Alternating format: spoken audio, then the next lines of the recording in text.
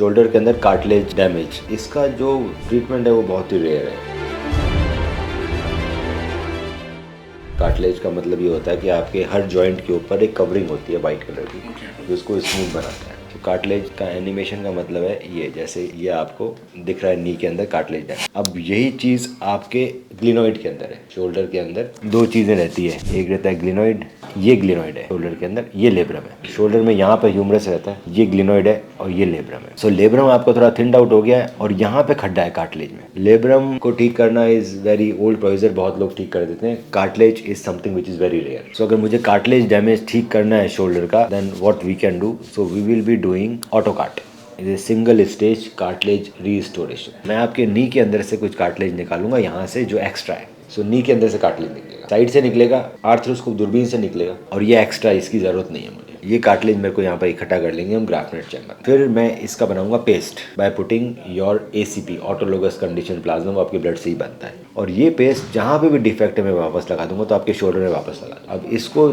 चिपकाने के लिए we need 2 kind of glue. हम बनाएंगे ग्लू आपके ब्लड से, थ्रोम्बिन एंड फिब्रिन। आपके ब्लड में ग्लू होता है, कभी भी चोट लगती तो ब्लीडिंग रुक जाती है ना, तो थ्रोम्बिन एंड फिब्रिन। तो उसके लिए फर्स्ट मैं थ्रोम्बिन चैम्बर थ्रोम्बिन बनाऊंगा। इस तरह से हम आपके ग्राफ्ट को सील कर देंगे, चिपका देंगे। अब इसके बाद इसके ऊपर एक और मेम्ब्रेन और चिपकाई जाती है ताकि ये भागे ना, नए सेल से ना जा सकता है। ये हर जगह हो जाती है, शोल्डर में, एंकल में, हिप के अंदर, नी के अंदर, मैं सब जगह कार्टिलेज ट्रांसफर सिंगल स्टेज कर। इसके ऊपर हम लोग एक मेम्ब्रेन चिपकाते हैं ताकि ये जाए ना, मेम्ब्रेन भी चिपका दी। तो सबसे पहले मैंने डिफेक्ट के अंदर कार्टिलेज सेल डाले और फिर मैंने उसको मेम्ब्रेन चिपका दी। ये मेम्ब्रेन आती है HA की, जो कार्टिलेज में कन्वर्ट हो जाती है। तो इस तरह से you will be able to fill out your cartilage defect. अब ये उन्हीं में डिफेक्ट फिल आउट कर सकते हैं जिसके अंदर मुझे आसपास सराउंडिंग कार्टिलेज अच्छा मिले। अगर पूरा घिस गया होगा तो मैं कुछ नहीं कर पाऊंगा। जहाँ तक लेब्रम की बात है, वो थिन आउट है, तो मुझे उसको भी ठीक करना जरूरी है, नहीं तो लेब्रम को ठीक करने के लिए भी सिमिलर प्रोसीजर होगा और उसके साथ ही हो जाएगा कार्टिलेज। तो पहले मैं लेब्रम फिक्स करूंगा, फिर मैं कार्टिलेज डिफेक्ट। लेब्रम फिक्स करने के लिए सपोज ये फटा हुआ है तो वी हैव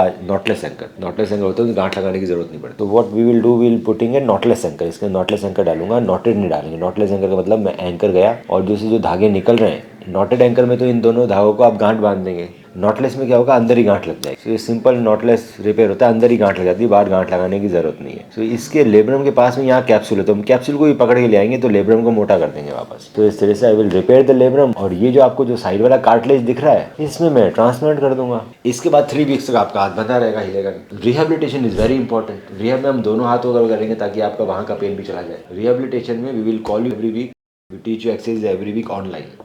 और बीच में आ जाना, महीने में एक बार, कभी 1.5 महीने में एक बार, बट हम सारा का सारा ऑनलाइन करा देंगे। रिहेबिलिटेशन के लिए 3 क्राइटेरिया उन्हें जरूरी है कि कौन सा अच्छा रिहैब सेंटर है। पहला, वहाँ में जिम होना चाहिए, जिम के अंदर होनी चाहिए स्पोर्ट्स फिजियोथेरेपिस्ट, और वहाँ पर पेशेंट होने चाहिए आर्थ्रोस्कोपी के, कार्टिलेज ट्रांसप्लांट के, शोल्डर के, नी के, ताकि उनका एक्सपीरियंस है या नहीं है रिहैब वालों का। सो इस तरह के सेंटर्स मिलना रेयर है जहाँ पे जिम, स्पोर्ट्स फिजियोथेरेपिस्ट और बहुत सारे पेशेंट हो। इसको पोस्ट ऑपरेटिव रिहैब सेंटर बोला जाता है। ये वो सेंटर्स हैं जो आपको ज्यादातर अमेरिकन या यूरोपियन कंट्रीज में दिखते हैं। इंडिया में धीरे धीरे अब डेवलप होने लगे हैं। Exercises will be started from day 1। Exercise start करनी है डे 1 से after the surgery. It is arthroscopic surgery, open नहीं है। ग्राफ्ट मैं आपकी नी से निकालूंगा फ्रॉम ए स्मॉल, छोटा सा दूरबीन से, छेद से। It's not open surgery. 1.5 month में यू विल बी नॉर्मल।